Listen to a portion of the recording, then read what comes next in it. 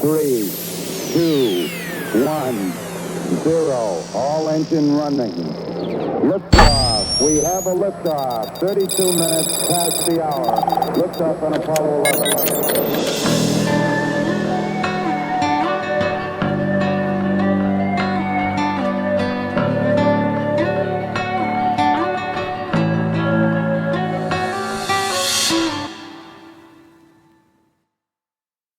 All right, welcome to Roots of Reality. I'm your host, Ben Baumann, and today I'm going to be talking about the history of discrimination. So throughout human history, people have unfortunately always been obsessed with the various aspects of our identities, especially those which set us apart from others. And because of this, humans have always used these differences as justification to discriminate against each other.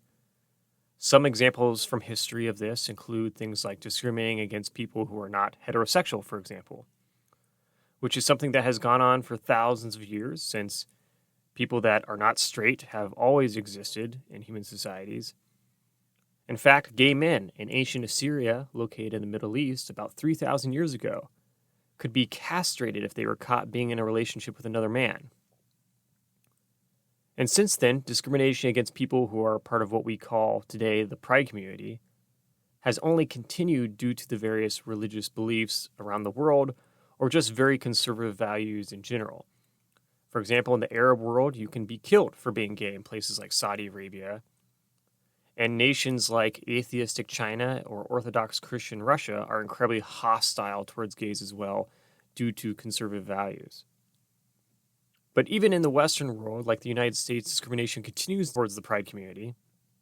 In fact, just recently, the very conservative Supreme Court, which often decides through a theocratic lens due to 6 of the Supreme Court justices being conservative Christians, they recently ruled that a wedding design business can discriminate against people trying to get a website built for a gay wedding. And the reasoning for this decision, according to the court, was based on the First Amendment, the right to free speech, arguing that a person who builds websites for weddings represents what they consider to be an expressive business, and therefore their products or services which they create equate to their speech, and therefore they are allowed to discriminate against gay couples. Now, this case didn't actually exist in reality in terms of there was no actual gay couple trying to get this web designer to build them a website for their wedding. But it was brought before the court based on a hypothetical situation. However, besides this being morally repulsive, there are a few major issues with this decision. First being that the Supreme Court is ruled by a majority of justices that are Christian conservatives, which means there is a reasonable likelihood that a good portion of them personally reject the idea of gay marriage. And also, it wouldn't be surprising if some of them also believe that gays are sinners who will burn in hell, as we often find in very conservative Christian circles across the country. Therefore, the fact that these people were the ones who control the majority of the court, and they are the ones to rule on such a case, this hardly presents the court as an objective interpreter of the law in a nation. And then secondly, from a legal standpoint, the idea of this being about free speech rights also seems like a bit of a stretch. I mean, this business provides a service building websites for paying customers in the public marketplace. And so just because you build a website for someone, it doesn't automatically mean that the website is representative of your personal views. After all, many businesses provide services and, like ordering a t-shirt from a t-shirt business that you've ordered to get customized by a company. That doesn't mean that this company, finds everything you want on that t-shirt to be representative of their views. And if someone truly was concerned about this, it wouldn't be hard to put a disclaimer on the websites that you create for people, which state that this site was created for particular customers and does not represent your business views. After all, no one is forcing your business to declare that you personally support gay marriage. Rather, you just be providing a service to people who happen to be gay and are getting married. I mean, after all, it's literally just a website, nothing more. And the idea that this website you create represents your speech when this website is being created for others, not for yourself, is ridiculous. I mean, certainly the customer would have quite a bit of say as to what the website represents, and you would be designing this site based on their desires, not your own. In turn, it would seem to me it'd be much more reflective of their speech and not reflective of yours, because the website is an expression of their marriage and not your own. I mean, this would be like saying, if I design a Red Sox-themed website for a Boston Red Sox fan, that it implies that I'm automatically a Red Sox fan as well. But a more common sense approach to this would really say that it's just a website. It's just a job. And it doesn't reflect the designer unless the designer wants to pretend it does. Thirdly, the reality of this court decision is that it is ultimately just giving bigots a free pass to discriminate against people based on their natural identity, which is akin to saying a similar public business could also deny their services to people of different ethnicities, religions, and more. So therefore, this is a bad decision by a biased Supreme Court and potentially opens the gate for much more discrimination in the future for anyone who wants to try and claim that their public business is expressive and therefore anything they do represents their free speech, even if it really doesn't. Additionally, the federal government is supposed to protect people of a protected class, like people who are gay, from discrimination, given it is illegal to discriminate against people for their sexual orientation or identity, or other identity like sex, race, and more. So, just like when the Supreme Court overturned Roe v. Wade, allowing various states to ban abortion, once again, because the majority of the court's religious beliefs, we therefore find ourselves looking at a Supreme Court with a huge credibility issue. Because at the end of the day, if you're going to operate in a public marketplace and are going to discriminate against people based on their natural protected class identity, claiming free speech as a cover for your religious beliefs, you really shouldn't be a business open to the public. Now moving on to another topic with many historical examples, we have the discrimination against women. For example, throughout Chinese history, female infants have been murdered due to the higher value given to male children. Thus, from the 1800s in China and even to the present day, female infanticide has continued to be a major issue in Chinese society. However, beyond this, other forms of discrimination also remain a problem in nations across the world as well. For instance, in the Arab world and many Muslim nations in general, women are treated as second-class citizens. Also in Russia, domestic violence against women is still a major issue, and the Russian government has even recently gotten rid of some laws protecting women from domestic violence. And then in the West, in places like the United States, abortion rights have been stripped away from countless women in conservative states that have chosen to force their religious beliefs upon women like a theocracy would, because they don't want women getting abortions. This, of course, results in more unnecessary deaths of women during pregnancy who can't get abortions, despite the pregnancy risks that may occur. Since if you think about it, if a doctor's in a situation where a woman who's pregnant may have health issues and may need an abortion to save their life, but the doctor is not sure, the doctor may elect to just not give a woman an abortion in a state with a strict anti-abortion law out of fear of being punished by the state government. Therefore, this can make when to save a woman's life subjective, creating a very dangerous situation for a lot of women across the country.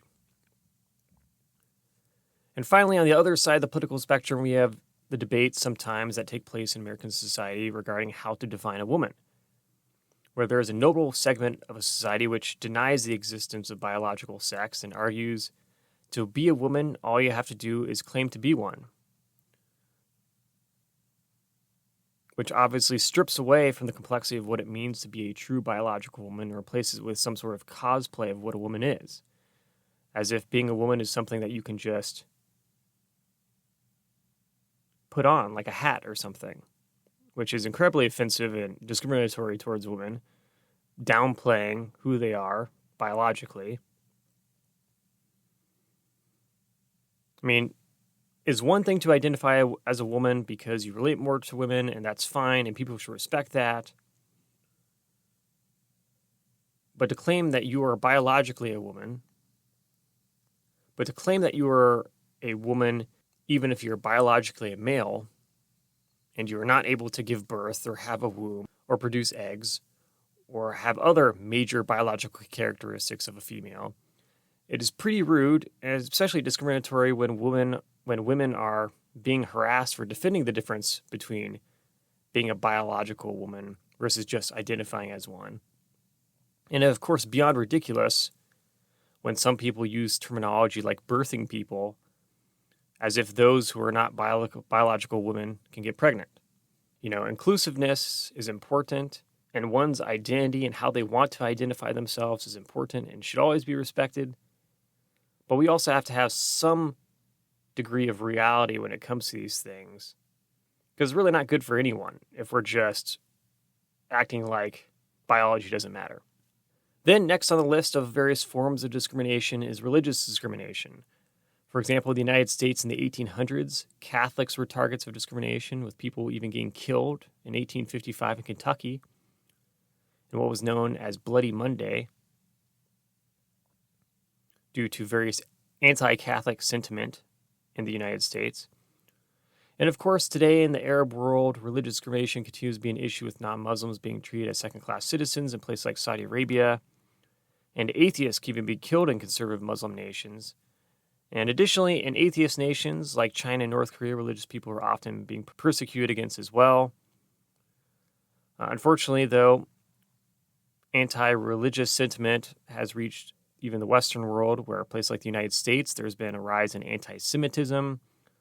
For example, recently we've had various notable African-American celebrities promote anti-Semitic films, which spread conspiracy theories against Jews, demonizing them. And now, turning to another topic, there's also discrimination against people who are disabled.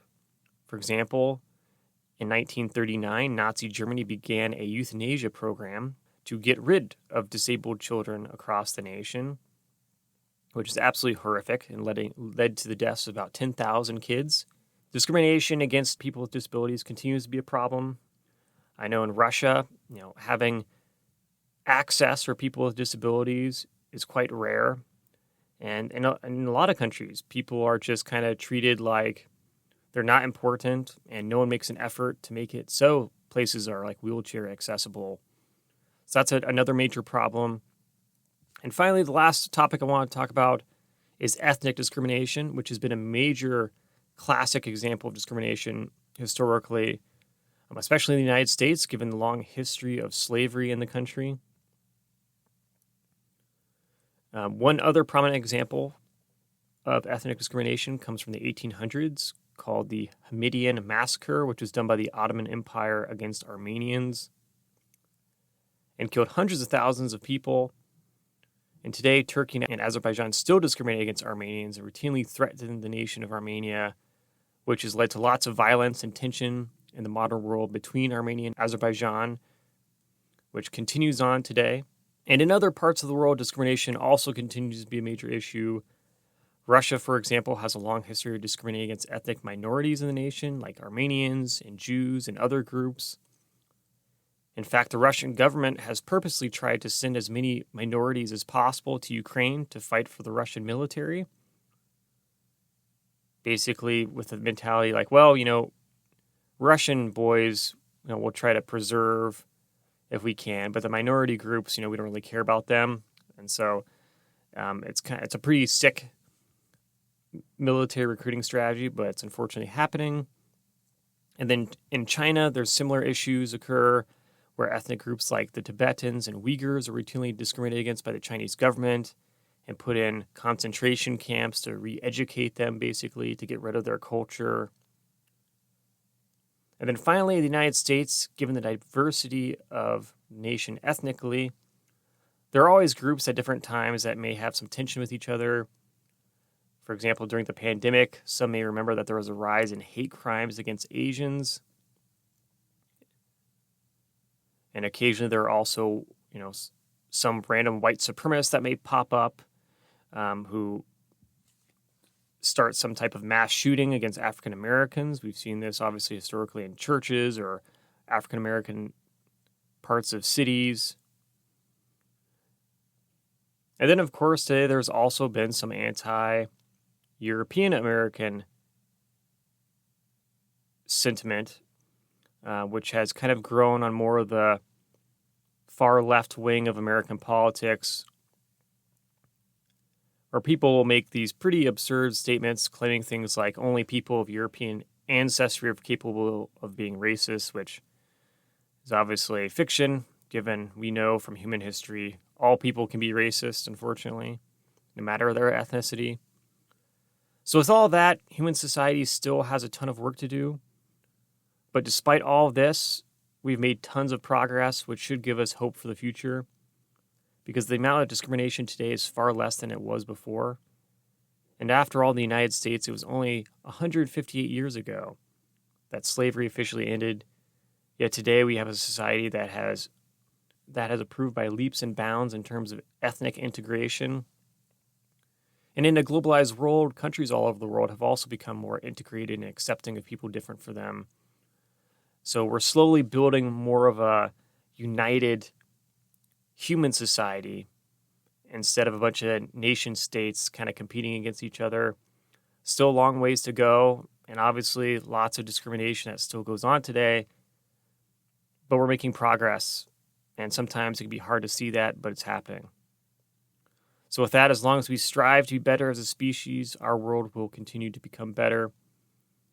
So as always, remember, billions of years led to you, so make the most of it.